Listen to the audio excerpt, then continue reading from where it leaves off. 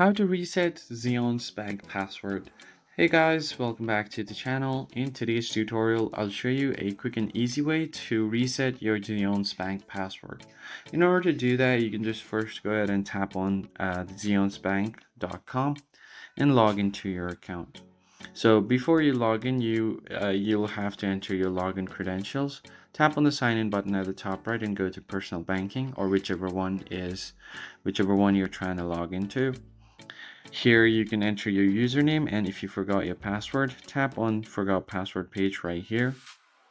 And once you tap on it, it will ask you for your username. So you're going to have to provide that first and some other details connected to your account.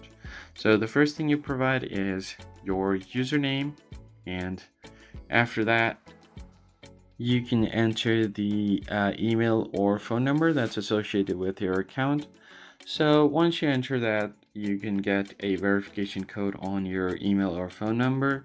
Just go ahead and provide the verification code, confirm it, create a new password on the next step, and confirm your new password.